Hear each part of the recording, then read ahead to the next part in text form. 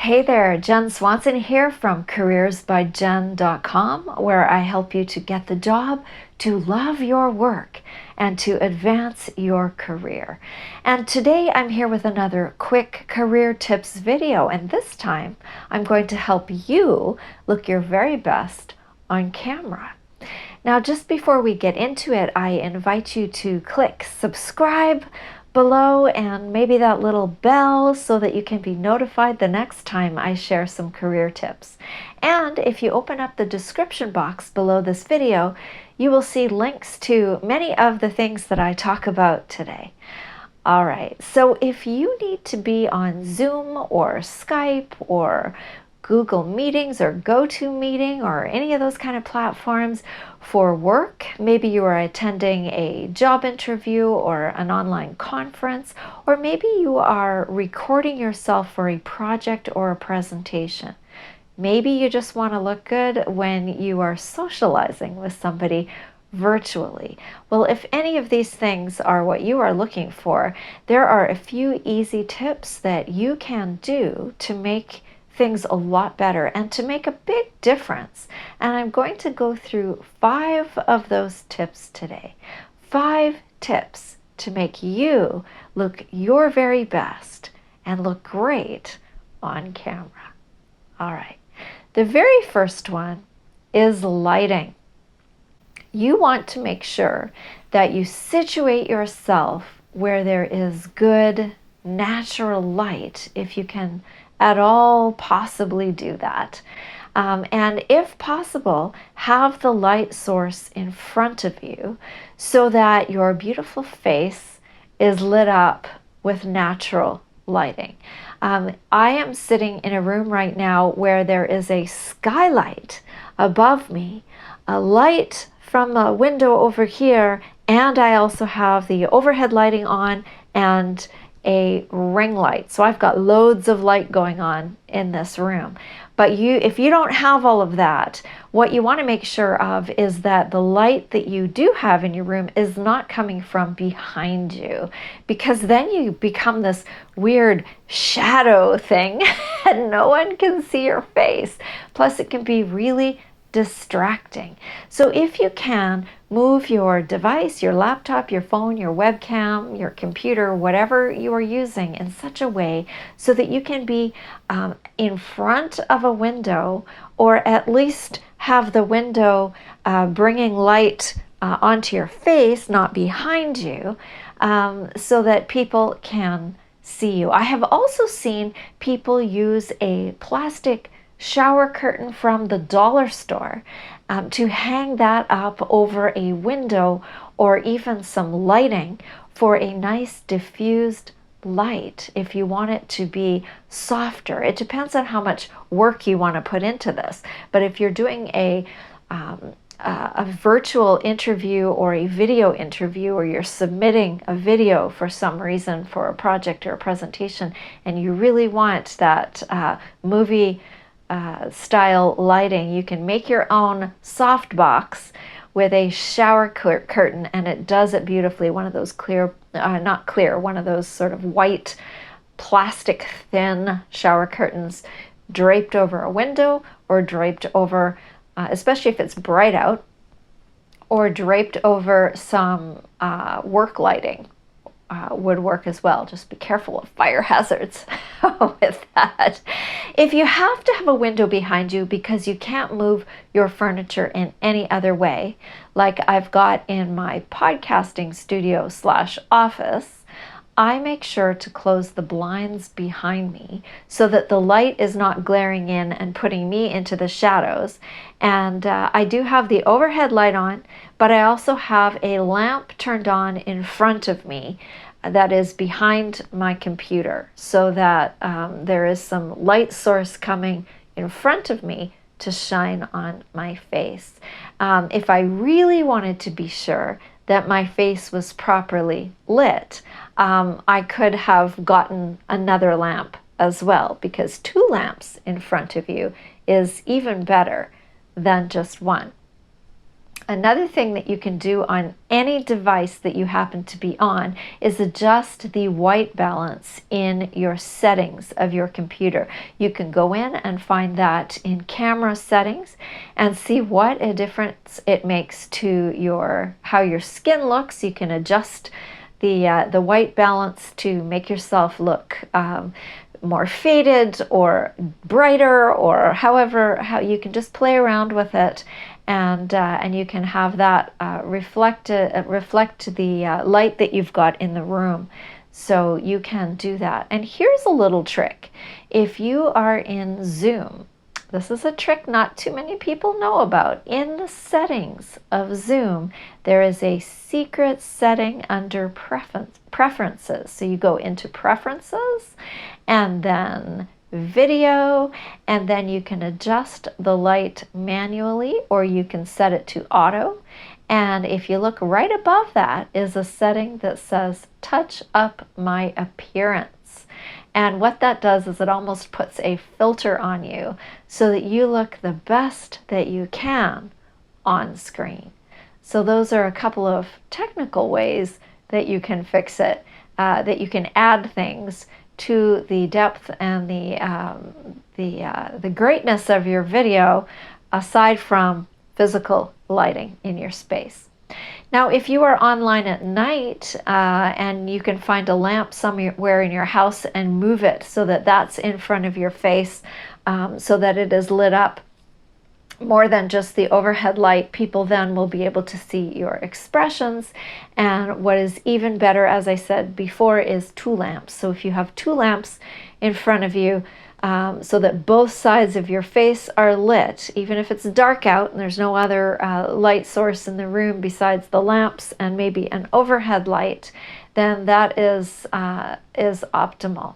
Usually you can find some lamps somewhere around your house, steal them from your roommate, undecorate the living room, I don't know. But usually there is somewhere that you can move lamps from that you can make this work for your purposes. Now, if you really want to get fancy, you can do what I also did, which was go out and buy a ring light.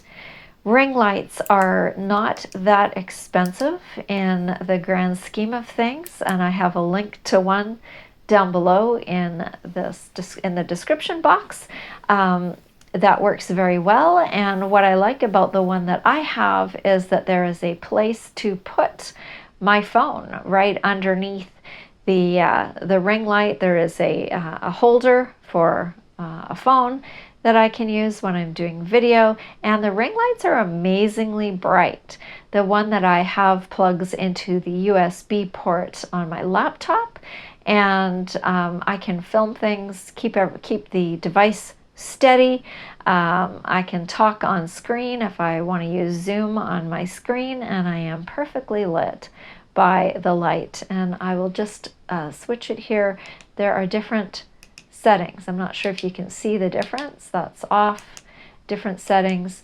That's a different color light. It's kind of a yellow light, and that is blue light and a bright light. I'm going through all the settings here, and that's the one that I usually use. So light, very, very key to a good look on screen. The next thing is not so much about being seen, but more about being heard. It is just no good if you can't be heard clearly, if people can't understand what it is you're saying. Now, the built-in microphone on your phone or laptop is okay, but often there are noises around. Somebody's mowing their lawn, or there's traffic noise, or there's a dog barking, or it's echoey because you're in a bigger room. And it's not as clear as it could be if you used a microphone. You can use the earbud microphone combo that comes with some phones. My phone didn't, but if you have one that came with your phone, that is better than nothing for sound, and often they actually work pretty well. I think you can actually buy this kind of combo if your phone doesn't come with one, and it's easy, it's portable, it's light, it's inexpensive. The other thing you could do is get a lavalier mic, what we call a lav microphone, which is what I've got on clipped onto my clothing.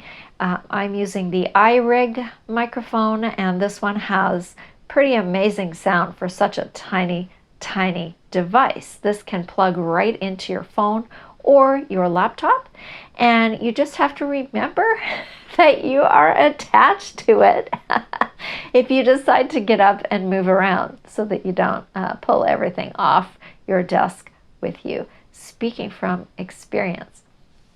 If you want to get very fancy, then you can go with something like the ATR 2100 USB mic that I use for podcasting, which is likely overkill for just a Zoom call. But if you are getting into podcasting, if you are presenting something, if you are doing anything fancy like a project or something that will be recorded and you want really good sound, then the sound with one of these ATR 2100 microphones is amazing.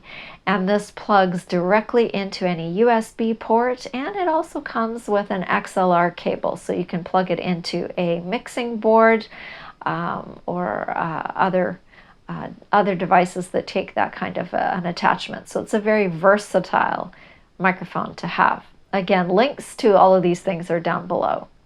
Now, let's talk about color and patterns, and I'm talking about your clothing.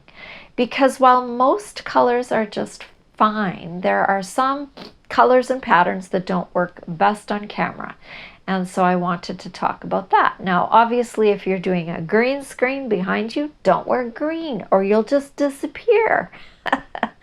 Now, most of us aren't doing that if we're just doing regular Zoom calls or meetings that we have to be at. But the one color to stay away from that is harsh and difficult and doesn't always work well on camera is red. Now, red is really jarring and really bright and sometimes does really funny things to your skin tone and funny things to the lighting in the room. Now, I love red. I have lots of red clothes. I have a red coat. I have red glasses. I even have a red water bottle. So red is one of my favorite colors, and it makes me sad that it's not a great color to have on screen, and sometimes I wear it anyway. But if you want to make sure that you are looking your very best, steer clear of that color. Other colors are perfectly fine, but be careful of patterns, because some patterns can cause an issue. Now, I was on a call the other day and my colleague had on a black and white, very small striped shirt, somewhat like this top, and she said that looking at herself on screen was making her sick because the stripes on camera can appear to be moving around and do really strange things. So if you aren't aiming to distract the other people who are on the call with you, you might want to be mindful of patterns that you choose when you are going to be on screen. Now, I am almost living in this simple white bamboo t-shirt that I got from Encircled, which is a company in Toronto that does sustainable materials and makes amazingly comfortable clothes that can be used for work and for being at home. And I can't say enough about the softness and the durability and how well made these things are. I am practically living in these, and I am, you can't actually see it, but I am actually wearing some wide leg black pants that feel like I am wearing pajamas right now on the bottom, but they are quite stylish and quite amazing to sit around in. They have pockets, and you can add heels to these and go out in them. I've worn them to very fancy events, or you can sit around and they stretch and they move and they are amazing. So When you are super comfortable, you will feel comfortable, you'll be more relaxed, and of course that will help you to feel good. So be sure to choose clothing that looks good and feels comfortable, especially if you're sitting a lot in front of your computer. I often will wear this outfit and just throw on various jackets in bright non-red colors, and presto, I look office ready whether I'm at home or not. So versatility and comfort and colors that are easier on the camera than others will help you to look great. All right, let's talk about framing and background. That is tip number 4. Framing and background. There are great ways to frame what is seen on screen and not so great ways to do it. So what is going on behind you? You want to be sure that whatever is in your background is communicating something that you want to be communicating for the circumstance that you find yourself in on camera. So make sure that there is no one accidentally back there photobombing you in your shot, or coming out of the bathroom with a towel on, or whatever it might be. And then take a look at the image that you see and look at to see what is it behind you, and is that okay to have behind you? Is there something that looks like it's growing out of your head? Is there something that, your laundry basket in the frame? Is there something that you will notice later that you wish wasn't there? What books are on the shelf behind you if you are sitting in front of bookshelves? Are they books that you would like people to see and pay attention to or not? So the things that you have behind you can speak about you in a way. It's a communication, and so it's a very good thing to think about when you are framing your scene, your screen. Another thing to consider is, where is your camera? It needs to be steady, so make sure it is in a tripod. If it's your phone, I have a little Gorilla Pod here that is also brilliant because it has the holder for your phone, and the legs are bendy, so you can put one of these anywhere on a pile of books. You can put it up on a chair. I love this thing. I use it a lot. And if you're using a laptop, then make sure that you've got the laptop propped up on something.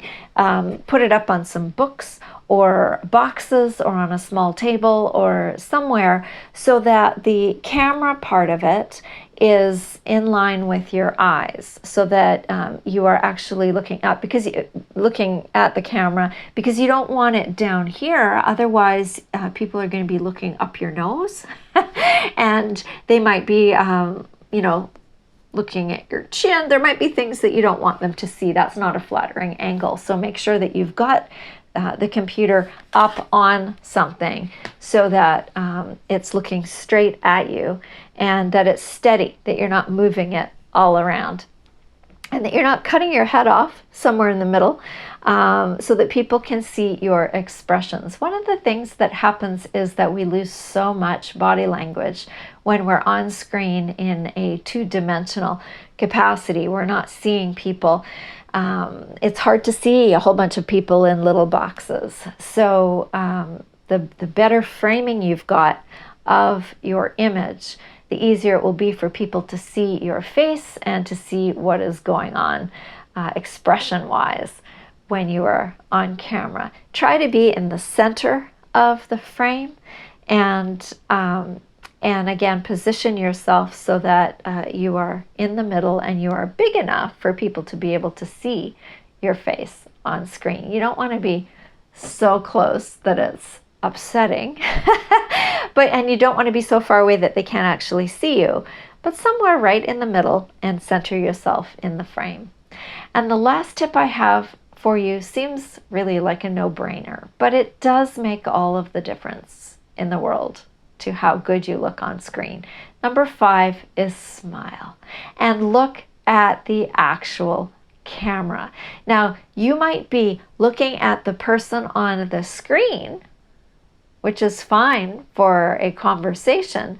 It feels normal to be looking at the person's face, but what the person talking to you sees is you looking elsewhere, not looking directly at them. And it takes a little bit of practice. If you are making a presentation, figure out where on your device the camera actually is. So on a laptop, the camera is at the top, right? So figure out where that is and look at that little button, because that is the lens of the camera. I wasn't doing that when I was just demonstrating that. It feels really weird to be looking at the actual lens when it's more natural to look at the image on the screen, but then it's going to look like you're looking away. So if you are recording yourself for a presentation, you will thank me later for this, because your recording will have so much more impact if you appear to be talking directly to your audience and not down or sideways or whatever else you might be doing. So those are my 5 tips to help you look great on camera no matter what it is you are doing. So please remember to click like and subscribe, and I look forward to seeing you next time.